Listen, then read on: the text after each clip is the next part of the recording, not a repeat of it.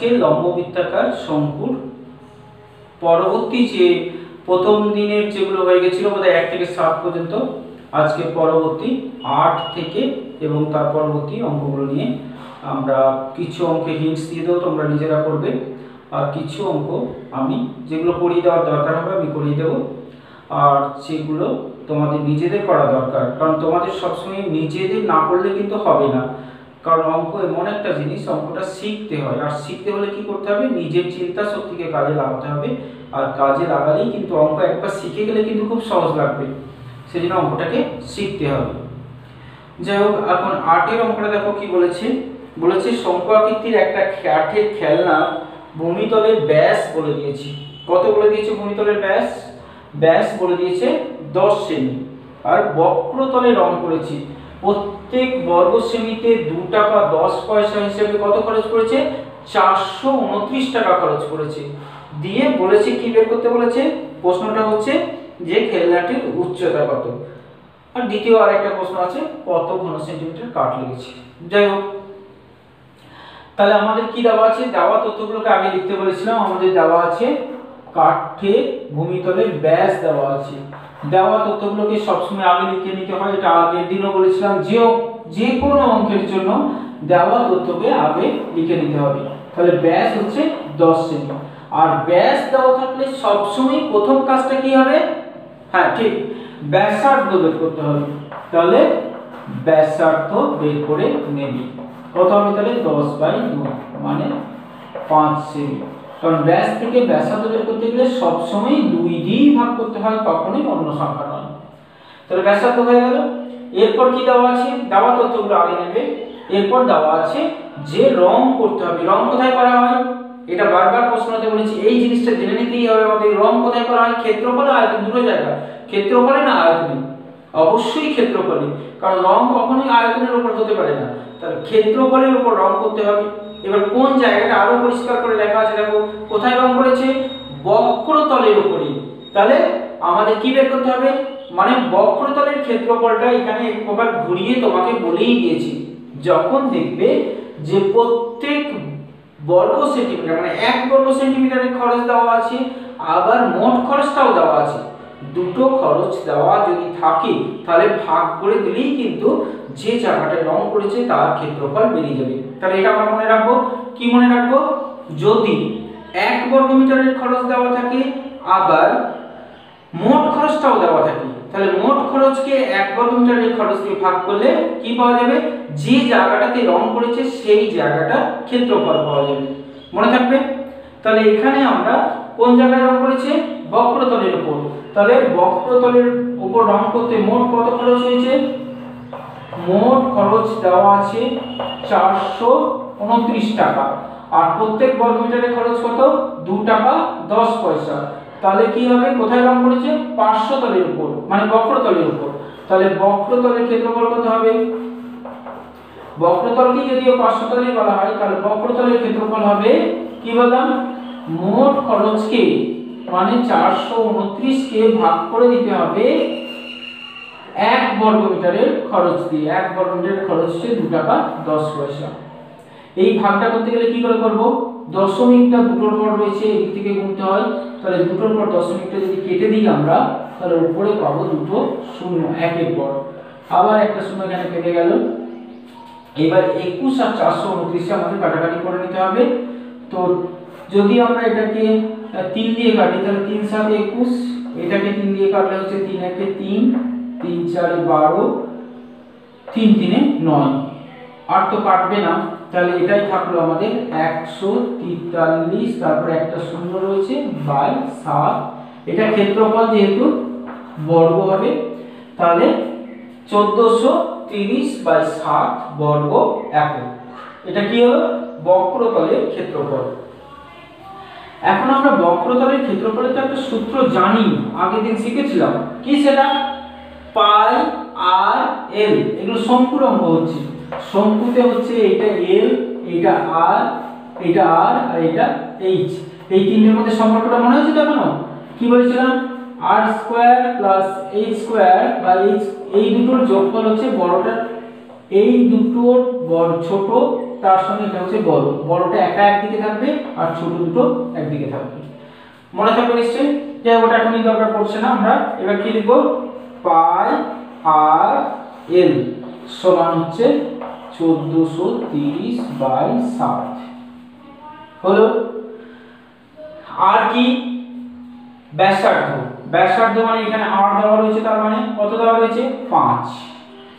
পাই কি সবাই আমরা জানি, পাইটা কি 22/7 আর আরটা হচ্ছে এখানে 5, তাহলে এলটা নিশ্চয়ই পেয়ে যাচ্ছি 1430/7। নিচে নিচে কাটাকাটি হয়, প্লাস এখানে কোনো প্লাস থাকলে কিন্তু কাটতো না, কিন্তু এদিকে যেহেতু কোনো প্লাস নাই মানে একটা পদ, এদিকেও একটা পদ, তার মানে নিচে নিচে কেটে গেল। তাহলে এলটা আমরা পেলাম 1430/22 গুণিত 5, 22।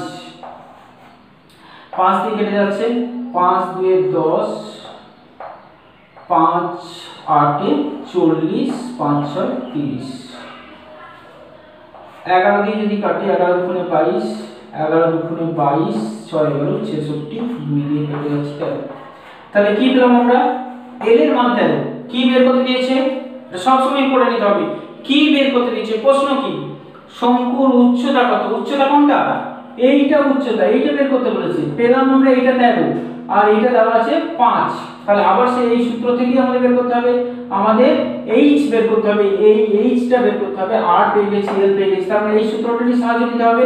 তাহলে আমরা কি লিখব, অতএব r square plus h square, যেহেতু এটা যেহেতু r square plus h square সমান l স্কয়ার, r এর মান আমরা জানি, h এর মানটা আমরা বের করব আর l এর মানটা আমরা এইমাত্র পেলাম। তাহলে এখান থেকে এটা বের করতে পারবো, নিশ্চয়ই বের করে নিতে পারবে। তাহলে এখানটা অন্তত নিজে করবে। তারপরে দেখো 9টা একটা পাত দিয়ে একটা বয়া তৈরি করেছি। বয়া বলতে একটা জারটার জাতীয় জিনিস, কিন্তু সেটা শঙ্কু আকৃতির। তো শঙ্কু আকৃতির একটা, ধরো এরকম একটা জিনিস, এরকম একটা পাত্র তৈরি করেছে। তো এখানে এরকম একটা পাত্র, মুখটা এরকম হবে। তো এইরকম একটা পাত্র তৈরি করেছে, পাত দিয়ে করেছে। পাত লেগেছে কত, 75.3 বর্গমিটার পাত লেগেছে। আর কি বলে দেওয়া আছে, তির্যক উচ্চতা বলে দেওয়া আছে 5 মিটার। তাহলে কি বের করতে বলেছে, কতটা বায়ু থাকবে। তার মানে প্রশ্নটা কি বললো, কতটা বায়ু থাকবে মানে ভিতরের জায়গাটা চেয়েছে। তো কতটা বায়ু থাকবে মানে ভিতরে, তার মানে এটা বুঝে ফেলতে হবে যে এটা আয়তন বের করতে বলেছে। এবার আমরা চলে যাব, আয়তন বের করার একটা সূত্র আছে, কি সেটা, শঙ্কুর আয়তন হচ্ছে 1/3 পাই আর স্কয়ার এইচ। কি কি চাই, আর আর এইচ চাই। এখানে কি দেওয়া আছে, শুধু এল দেওয়া আছে, না দেওয়া আছে আর, না দেওয়া আছে এইচ। তাহলে ওদেরকে আগে জোগাড় করতে হবে, এইচ আর আর না পেলে আমরা আয়তন বের করতে পারবো না। তাহলে আমাদের প্রথম লক্ষ্য কি হলো, আর বের করতে হবে, এইচ বের করতে হবে। তো আমরা জানি যে কোনো একটা পেলেই কিন্তু অন্যটা বের করে ফেলবো, কিন্তু এইটা তো দেওয়া আছে 75.3 কি এটা, এটা হচ্ছে পাত দিয়ে তৈরি করতে কতটা পাত লেগেছে। পাত কোথায় লেগেছে, শুধু 5টা দিলে কি পাত্র তৈরি হবে, হবে না, নিশ্চয়ই নিচেটাও দিতে হয়েছে। তার মানে এটা কি সমগ্র তল। তাহলে সমগ্র তলের ক্ষেত্রফল দেওয়া আছে আমাদের ঘুরিয়ে।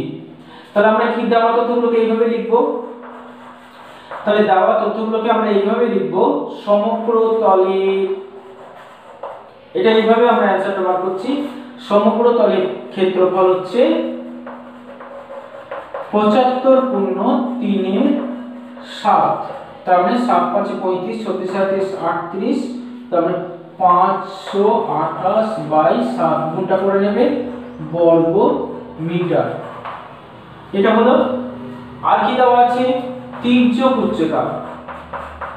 তো তির্যক উচ্চতা মানে কি, এটাকে এল দিয়ে প্রকাশ করা হয়, এটা 5 মিটার। তাহলে আমরা কি করব, এই সমগ্র তলের ক্ষেত্রফলের সূত্র বসাবো। সমগ্র তলের ক্ষেত্রফলের সূত্র কি, পাই আর ইনটু আর প্লাস এল। মনে আছে সূত্রটা, পাই আর ইনটু আর প্লাস এল, এটা সমান হচ্ছে 528/7। এটা শর্ত লিখে দেবে, সরাসরি এরকম লিখে দেবে, ঠিক আছে। এর মধ্যে কোনো মান জানি, অবশ্যই জানি এল এর মান হচ্ছে 5। তাহলে এই এলটার জায়গাতে আমরা 5 বসাবো। পাইটার মান তো আমরা সবাই জানি, 22/7, আর এর মানটা জানি না, তাহলে আর এর মানটা লিখবো না, যেটা জানি শুধু সেইগুলোই বসিয়ে দেবো। আবার নিচে নিচে কেটে যাচ্ছে, 22টাকে ওইদিকে পাঠিয়ে দাও, এইদিকে আর 22-এর ঝামেলা করতে হবে না। তাহলে কি পাচ্ছি দেখো, r² প্লাস 5r, 8টা শুধু গুণ করলাম, 22টা কিন্তু গুণ করিনি। কি করবো বললাম, 22টাকে এইদিকে পাঠিয়ে দেবো, তাহলে 528, কারণ এদিকে তো গুণ আছে, গুণ থাকলে এদিকে কোথায় যাবে, ভাগ হয়ে যাবে। তাহলে 22টা এখানে 11 দিয়ে যদি কাটি, 4 11 44, 8 থাকছে 88, তারপরে 2 24। তাহলে আমরা কি পেলাম, r² প্লাস 5r মাইনাস 24 সমান হচ্ছে 0। তাহলে এটা থেকে কি করতে হবে, মিডল টার্ম ফ্যাক্টর মনে পড়ছে, 24 কত দিয়ে ভাঙবে, 24 থেকে 5 আনতে হবে, বিয়োগ করে অবশ্যই বিয়োগ করে 5 হতে হবে, কত কত হয় 3 8 24, প্রথমেই পেয়ে গেলাম, 8 আর 3 বিয়োগ করলে 5 হয়। তাহলে লিখব r² plus 8r minus 3r minus 24 সমান 0। এখান থেকে r কমন নিলে হবে r প্লাস 8 মাইনাস 3 কমন নিলে হবে r প্লাস 8 সমান 0। তাহলে r plus 8 into r minus 3 সমান হচ্ছে 0। তাহলে যে দুটো ফ্যাক্টর পেলাম কি করতে হবে, এখন r প্লাস 8 সমান যদি 0 হয় তাহলে r সমান কত হবে, -8। এটা অগ্রাহ্য করতে হয়, কারণ নেগেটিভ হবে না, এটাকে অগ্রাহ্য করা হলো। আর r মাইনাস 3 সমান 0, তার মানে r সমান হবে 3, তাহলে এটাই গ্রাহ্য হবে। r মানে কি, ব্যাসার্ধ। তাহলে ব্যাসার্ধ কত পেলাম, আমরা ব্যাসার্ধ পেয়ে গেলাম, কত পেলাম ব্যাসার্ধ, ব্যাসার্ধ পেলাম আমরা 3। তাহলে ব্যাসার্ধ পেয়ে গেলাম, ব্যাসার্ধ মানে r, তাহলে rটা পেয়ে গেলাম 3। আমাদের কি বের করতে বলেছে, আরেকবার ভেবে নেব, কি বের করতে বলেছে, আয়তন। আয়তন বের করতে গেলে কি চাই, 1/3 পাই r² h, তাহলে h চাই আর r চাই, r তো পেয়ে গেলাম, l ও দেওয়া আছে। তাহলে কি করব, h টা আবার বের করতে হবে, সূত্র সেইটাই, কি সূত্র, h² প্লাস r² সমান l²। এখান থেকে কি বের করব, l আর r এর মান বসিয়ে আমরা h টা বের করব। তাহলে একই ভাবে তোমরা এটা করতে শিখেছো, একই জিনিস, অঙ্ক একবার শিখে গেলে একবার যারা শিখে যাবে তাদের জন্য খুব সহজ হয়ে যাবে। 25 মাইনাস 9, তাহলে h সমান কত হলো, 25 থেকে 9 বাদ দিতে হবে, তাহলে 16, তাহলে h সমান হবে √16, তার মানে হচ্ছে 4। তাহলে আমরা কি পেয়ে গেলাম, h আর সবাই পেয়ে গেছি। তাহলে আমাদের কত বায়ু আছে, মানে কি, বায়ু মানে হচ্ছে আয়তন, এটা মনে রাখতে হবে। কিন্তু বায়ু, কত বায়ু আছে মানে আয়তন বের করতে হবে, এটা কিন্তু মনে না রাখলে হবে না। তাহলে কত বায়ু আছে মানে আয়তন বের করতে হবে। তাহলে আয়তনের সূত্র হচ্ছে 1/3 পাই r² এই মানটা বসালে আমরা পাবো 1/3 পাই মানে 22/7, আর মানে কত হয়েছে, ব্যাসার্ধ হয়েছে 3, তাহলে 2 বার 3, আর h মানে হচ্ছে 4। তাহলে 3 3 কেটে গেল, 4 3 12, 12 কে 22 দিয়ে গুণ, 22 কে 12 দিয়ে গুণ, 22 দুগুণে 44, 22 কে 22, তাহলে 264 বাই 7, 7 3 21, আর 7 3 21, 5 54, 7 7 49, 50, 5 7 ঘন মিটার। এটা হলো ভিতরে কতটা বায়ু আছে, 37 × 5 = 7 ঘন মিটার।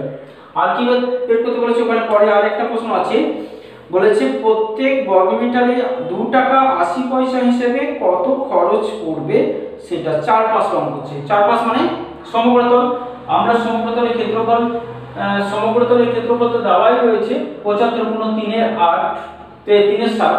তো রং করতে প্রত্যেক বর্গমিটারে 2 টাকা 80 পয়সা হিসেবে খরচ কত পড়বে। কি করতে হবে, 1 বর্গমিটারে খরচ যদি দেওয়া থাকে তাহলে গুণ করে দিতে হবে।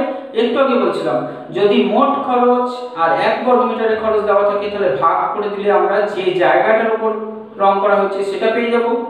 আর এখানে জায়গাটা তো দেওয়া আছে, আবার 1 বর্গমিটারে কত খরচ বলে দিয়েছে, তাহলে গুণ করে দিতে হবে, তাহলে আমরা মোট খরচটা পেয়ে যাব।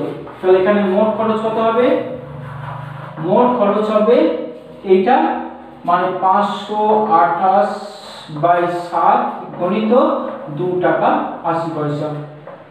এটা কাটলে 100 দিয়ে কাটবে, একটা শূন্য কেটে গেল, 4 7 28 বাস। এবার এটাকে 4 দিয়ে গুণ করে নিলে হবে, 4 8 32, 4 2 8, 9 10 11, 4 5 20 21, আর একটা 10 আছে, একটা 10 দিয়ে ভাগ করা মানে কি একটার পর দশমিক বসে যাবে, তাহলে 211, একটার পর দশমিক, দশমিকের পর টাকা পয়সাতে সাধারণত একটা ঘর বাড়তি নিয়ে নেওয়া হয়, সেজন্য আমরা 0টা বাড়তি নিলাম, তাহলে 211 টাকা। তারপরে দেখো 10 এর অঙ্কটা কি বলেছে, বলেছে লম্ব বৃত্তাকার শঙ্কু আকৃতির একটা তাঁবুতে 11 জন লোক থাকতে পারে, প্রত্যেক লোকের জন্য ভূমিতে 4 বর্গমিটার জায়গা লাগবে, আর প্রত্যেক লোকের জন্য 20 ঘনমিটার করে বাতাস লাগবে। তাহলে যে তাঁবুটা তৈরি করতে হবে তার উচ্চতা কত হবে। তাহলে আমরা কি করব, ওরা কিন্তু একটু ঘুরিয়ে কিন্তু দুটো জিনিসকে বলে দিল। কি কি বলে দিল, তাঁবুর আয়তন বলে দিল, এই যে বাতাস লাগবে, একটু আগে বললাম বায়ু থাকবে কতটা, তার মানে তার আয়তন, তাহলে এখানেও তাই এক এক জনের জন্য বাতাস লাগবে কতটা, মানে একটু ঘুরিয়ে ওরা তাঁবুর আয়তন বলে দিল। তাহলে আমরা এখানে দেওয়া তথ্যগুলোকে যদি একটু লিখে নিই, যে ভূমিতে এক একজনের জায়গা লাগবে কতটা, 4 বর্গমিটার করে, কতজন লোক আছে 11 জন, তাহলে ভূমির ক্ষেত্রফলটা ওরা কিন্তু ঘুরিয়ে বলে দিয়েছে। তাহলে ভূমির ক্ষেত্রফলটা হবে, দেওয়া তথ্যগুলো থেকে দেখো কি পাচ্ছি, তাহলে ভূমির ক্ষেত্রফলটা হবে কি 11 গুণিত 4 মানে 44 বর্গ মিটার। আর কি বলে দিয়েছি বললাম, এক একজন লোকের বাতাস লাগবে, বাতাস মানে কি, ওটা আয়তনের ব্যাপার, তাহলে 11 জন লোক লাগবে, এক একজনের জন্য 20 বর্গ ঘন মিটার করে বাতাস লাগবে, তার মানে ওটা কিন্তু আয়তন বলে দিল, একটু ঘুরিয়ে ওরা কিন্তু বলে দিল দুটো তথ্যকে। তাহলে আয়তন কত হবে না, 11টা লোকে 20 বর্গ মিটার করে, 20 ঘন মিটার করে, তাহলে 11 গুণে 22 মানে 220 ঘন মিটার মোট আয়তন। তাহলে দুটো জিনিসকে বলে দিল, দিয়ে কি বের করতে দিল, তাঁবুর উচ্চতা কত। তাহলে আমরা যে কোনো একটা সূত্রকে যদি ব্যবহার করি, তাহলে কি করব আমরা, শর্ত, কি শর্ত, আয়তন মানে হচ্ছে 1/3 পাই আর স্কয়ার এইচ, এটা সমান হচ্ছে 220, ঠিক আছে, এটাই শর্ত, এটা আয়তন 220টা ঘনমিটার, এটাও আয়তন। এখন ভূমির ক্ষেত্রফলের একটা সূত্র আমরা শিখেছিলাম, সেটা কি, ভূমির ক্ষেত্রফল হচ্ছে পাই আর স্কয়ার, তাহলে এই পাই আর স্কয়ারের জায়গায় ভূমির ক্ষেত্রফলটা বসিয়ে দেব আমরা, তাহলে কি পেয়ে গেলাম, 1/3 ইনটু ভূমির ক্ষেত্রফল মানে 44 ইনটু উচ্চতা সমান হচ্ছে 220। মনে থাকবে পাই আর স্কয়ার একসঙ্গে আমরা পেয়ে গেলাম ভূমির ক্ষেত্রফলটা, সেজন্য বসিয়ে দিলাম। এখানে যদি না বলতো, যদি 8 বলে দিত, তাহলে 8 এর মান বসাতাম, যা বলে দেবে সেই জায়গাটা থাকতে হবে, সেই জায়গায় সেটাকে বসিয়ে দিতে হবে। তাহলে আমরা h পেয়ে গেলাম, তাহলে h সমান কত হবে, এদিকে আছে 220, আগে লিখবে 3, এদিকে কি আছে নিচে আছে, এদিকে ওইদিকে গেলে পরে এটা গুণ হয়ে যাবে, 44 এদিকে গুণ আছে, এটা এদিকে গেলে পরে ভাগ হয়ে যাবে, কাটাকাটি করতে হবে। দেখো আমরা 11 দিয়ে কাটছি, 4 11 44, 11 দুগুণে 22, 4 দিয়ে কাটছি, 4 5 20, তাহলে কত হলো 15। এইচ এর মান হলো 15। এটা সত্য, এটা সমীকরণে কোনো একক লিখবে না, তাহলে কি লিখবে, ফের লিখবে, অতএব তাঁবুর উচ্চতা হবে, তাঁবুর উচ্চতা কত হলো 15 মিটার, ঠিক আছে। তারপরে দেখো 11টা বলেছে 16 দিয়ে তৈরি একটি শঙ্কু আকৃতি, মাথার উপরে ভূমির বাইরের দিকে ব্যাস বলে দিয়েছে 21, আর উপরিভাগ রাংতা কাগজ দিয়ে মধ্যে 10 পয়সা হিসেবে 57 টাকা 75 পয়সা খরচ হয়। তো এটা ঠিক আমরা এই রকমই অঙ্ক করলাম, 8এরটা ঠিক 8এর মতো করেই তোমরা এটা নিজেরা বাড়িতে করবে। শুধু লক্ষ্য রাখবে 8এরটাতে প্রত্যেক বর্গমিটারের খরচ দেওয়া ছিল আর মোট খরচ দেওয়া ছিল, এখানেও তাই দেওয়া আছে। তাহলে ভাগ করে দিলেই আমরা কিন্তু রাউন্ডটা কাগজের ক্ষেত্রফলটা পেয়ে যাব। তো এখানে ক্ষেত্রফলটা বের করার সময় একটা জিনিস লক্ষ্য করবে, ক্ষেত্রফল হচ্ছে কি বললাম, মোট খরচ বাই 1 বর্গমিটারের খরচ। তাহলে এখানে আছে 57 টাকা 75 পয়সা, কিন্তু 1 বর্গমিটারের খরচটা পয়সায় দেওয়া আছে, সেই জন্য এই 57 টাকা 75 পয়সাকে আগে পয়সা করে নিবি। 57 টাকা 75 পয়সা মানে হচ্ছে 57.75 মানে হচ্ছে 5775। তাহলে এইখানে 5775 বাই 10, কারণ 10টা পয়সাতে দেওয়া আছে, এইটা লক্ষ্য রাখতে হবে। তাহলে এইটা হবে ক্ষেত্রফল। ঠিক অঙ্কটা 8এরটার মতো করেই করবি। এটা ক্ষেত্রফল মানে 500 মানে পাই আর এল সমান এটা হবে, দিয়ে এখান থেকে আর এর মানটা দেওয়া আছে ঠিক 8এরটার মতোই। এল এর মানটা প্রথমে বের করতে হবে, তারপরে উচ্চতা বের করতে হবে। আর 12টাতে ব্যাস দেওয়া আছে, ওখান থেকে ব্যাসার্ধ করে নেবে, উচ্চতাও দেওয়া আছে, আয়তন বের করতে বলেছে, আয়তনের সূত্রটা বসালে নিশ্চয়ই হয়ে যাবে। তারপরে আরো একটা প্রশ্ন দিয়েছে, কমপক্ষে কত বর্গমিটার প্লাস্টিকের চাদর প্রয়োজন হবে, মানে 500 তলের ক্ষেত্রফল বার করতে হবে। এখানে পায়ের জায়গায় 22-এর সাত না বসিয়ে দেওয়া আছে একটা মান, ওই মানটাকে ব্যবহার করবে। ঠিক আছে, দেখব। তারপরে দেখো 13 গুলো বলেছে, তির্যক উচ্চতা দেওয়া আছে, ব্যাস দেওয়া আছে, 500 তলের ক্ষেত্রফল মানে পাই আর এল, এলটা কিন্তু দেওয়া নেই। তাহলে প্রথমে এলটা বের করতে হবে। প্রথমে এলটা বের করে আমরা এলটা কোথা থেকে বার করব, কোন সূত্র থেকে মনে আছে তো, r² + a² = l²। ওখান থেকে প্রথমে এলটা বার করতে হবে, তারপরে আমরা 13 এতে পাই আর এল, এল এর মানটা বসিয়ে 500 তলের ক্ষেত্রফল বার করতে পারবো। 13(2)তে দেখো শঙ্কুর দুটো শঙ্কুর আয়তনের অনুপাত দেওয়া আছে। তাহলে ভূমিতলের ব্যাসার্ধের দৈর্ঘ্যের অনুপাতটা বের করতে বলেছি। তাহলে কি করবে, এখানে শঙ্কুর 13(2)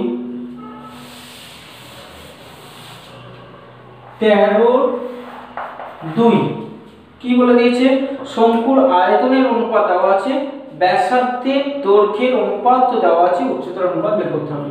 তাহলে আয়তনের অনুপাত মানে v1/v2, আমরা এরকম লিখব, এমসিকিউ প্রশ্ন, ছোট প্রশ্নতে আমরা খুব সংক্ষেপে করব। v1 আর v2 দুটো আয়তনের অনুপাত দেওয়া আছে, আর ব্যাসার্ধের দৈর্ঘ্যের অনুপাত মানে আর কি দেওয়া আছে, r1/r2 দেওয়া আছে। এইভাবে লিখব 4/5।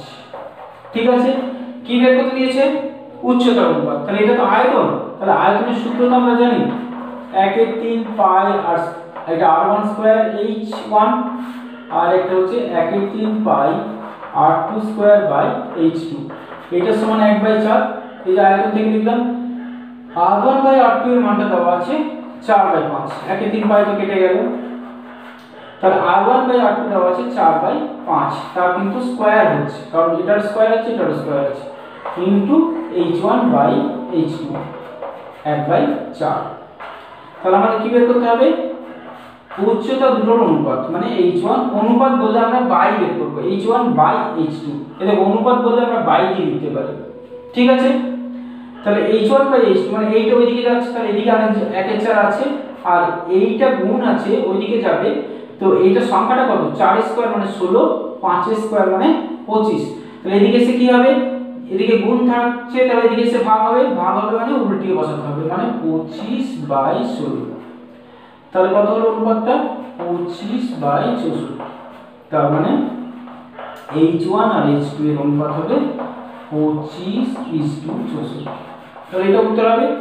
ঠিক আছে, 3 নম্বরটা দেখো, বলেছে উচ্চতাকে যদি দ্বিগুণ করা হয় শঙ্কুর আয়তন কত শতকরা কত বৃদ্ধি পাবে।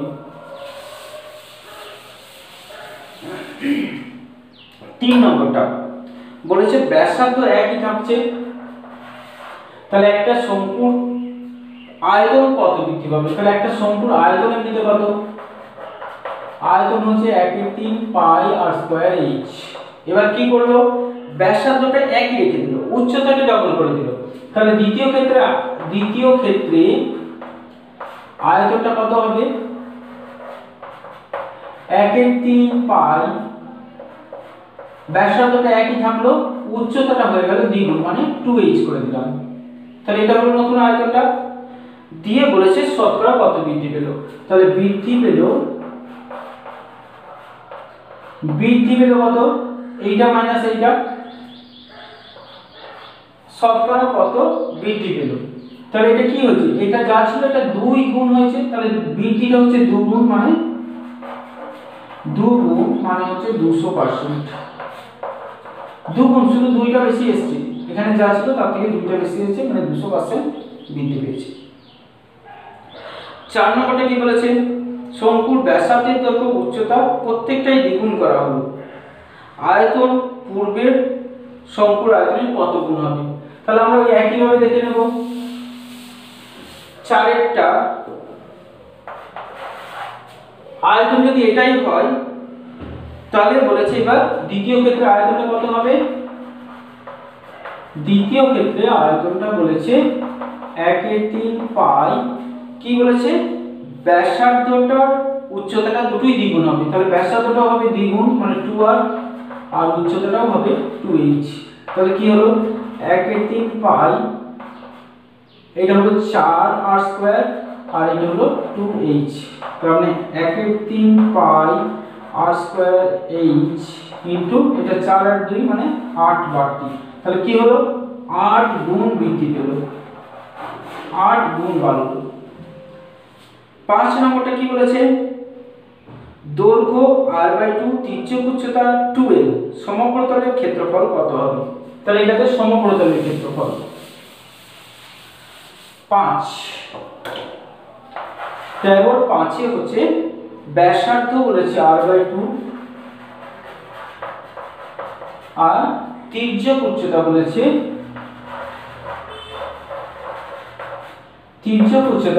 2l। তাহলে পার্শ্বতলের ক্ষেত্রফল হবে, আমরা পার্শ্বতলের ক্ষেত্রফল জানি পাই আর এল। এখানে কি হবে, পাই মানে তো আছে, rটা হবে r/2 আর lটা হবে 2l। তাহলে কি হলো ব্যাপারটা, যা ছিল তাই থাকলো, কোনো পরিবর্তন হলো না। সমগ্রতলের ক্ষেত্রফল বলছে, সরি সমগ্রতল বলেছে, পার্শ্বতল নয়। তাহলে সমগ্রতল বলে কি হবে, সমগ্রতলের ক্ষেত্রফল হবে, সূত্রটা কি, পাই r into r plus l। তাহলে এখানে কি হবে, পাই r মানে হচ্ছে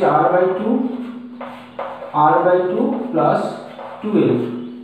তার মানে কি হচ্ছে পাই ইনটু r/2, এটা 2 লসক হবে r প্লাস 4l। তাহলে কি হচ্ছে পাই into r/4 into r plus 4l। এবার অপশনগুলো দেখতে হবে কোন অপশনের সঙ্গে মিলতে পারে। এখানে অপশনটা না দেখে তো কিছু বলা যাবে না। তো অপশনে দেখতে পাচ্ছি আমরা নিচে এই বাইরে কোনো সংখ্যাগুলো রেখেছে, তো 4টাকে যদি আমরা ভিতরে গুণ করে দিই তাহলে কি পাবো, তাহলে পাই r ইনটু এই 4টা ভিতরে গুণ করে দিলে r/4 প্লাস l শুধু। তার মানে অপশন কোনটা মিলছে, বিটা। তাহলে বিটা কিন্তু আমাদের মিলে যাচ্ছে, pi r plus l, pi r into l plus r/4। B এর সত্য মিথ্যাগুলো তোমরা নিজেরাই করতে পারবে। 14 একেরটা দেখো, উচ্চতা দেওয়া আছে, আয়তন দেওয়া আছে, ব্যাসার্ধ বের করতে বলেছে। আয়তনের সূত্র মানে 1/3 পাই r² সমান 100 পাই লিখবে। তাহলে ওখান থেকে h এর মানটা বসাবে, r এর মানটা পেয়ে যাবে। 14/2 পার্শ্বতলের ক্ষেত্রফল ভূমিতলের ক্ষেত্রফলের √5 গুণ। তাহলে এটাতে দেখো 14/2টা বলেছে পার্শ্বতলের ক্ষেত্রফল ভূমিতলের ক্ষেত্রফল। পার্শ্বতলের ক্ষেত্রফল কি, পাই আর এল, ভূমিতলের ক্ষেত্রফল হচ্ছে পাই r² এর √5 গুণ। তাহলে √5 দিয়ে গুণ করে দিতে হবে। শঙ্কুটির উচ্চতা ব্যাসার্ধের অনুপাত কত, উচ্চতা মানে h, ব্যাসার্ধ মানে r, এই দুটোর অনুপাত বের করতে বলেছি। তাহলে আমরা এখানে দেখে নেব, পাই তো কেটেই যাচ্ছে, r একটা কেটে যাবে, ঠিক আছে। তাহলে কি পেলাম, l/r সমান হচ্ছে √5 হলো। l চাইনি, h। তাহলে আমরা লিখতে পারবো √5r। তাহলে l স্কয়ার সমান কত হবে 5r স্কয়ার। উভয় পক্ষে বর্গ করে দিলাম, উভয় পক্ষে বর্গ করি। তাহলে আমাদের যেহেতু h চাই, আমরা জানি এই সূত্রটা l এর সূত্র ছিল, কি সূত্র ছিল, h square plus r square সমান 5r স্কয়ার। তাহলে h স্কয়ার সমান হচ্ছে এই r টা দিকে গেল, তাহলে 4r স্কয়ার। তাহলে আমরা কি বের করব, h square by r square সমান হচ্ছে 4/1। তাহলে h বাই r মানে হবে 2/1, তার মানে 2:1। তাহলে এটাই হবে উচ্চতা আর ব্যাসার্ধের অনুপাত। 3এরটা আমরা v এর জায়গায় আয়তনের সূত্র দেওয়া আছে a h বাই v এর মান কত, প্রশ্নটা আছে a h বাই v এর মান কত। আমরা কি করব, a মানে বলে দিয়েছি ওরা, a মানে বলে দিয়েছে ক্ষেত্রফল, তাই a এর জায়গায় লিখব পাই r স্কয়ার, h এর জায়গায় h থাকবে, আর v এর জায়গায় লিখব 1/3 পাই r স্কয়ার h। বাস, দিয়ে দেখব। অবশ্যই এখানে আমরা ব্যাসার্ধটাকে r ধরব আর উচ্চতাটাকে h ধরব, দিয়ে আমরা এইগুলোতে এই দুটোতে a তে আর v তে সূত্র দুটো বসিয়ে দেব। 4এরটা শঙ্কুর আয়তন পার্শ্বতলের ক্ষেত্রফলের সাংখ্যমান সমান। তাহলে আমরা আয়তনের সূত্র লিখব আর পার্শ্বতলের ক্ষেত্রফলের সূত্র লিখব, দুটোকে সমান করে দিয়ে ওখান থেকে উচ্চতা পেয়ে যাব। আর 5এরটা ঠিক আমরা 13/2 যেভাবে করেছি ওইভাবেই করে নেব। ঠিক আছে, তাহলে আজকে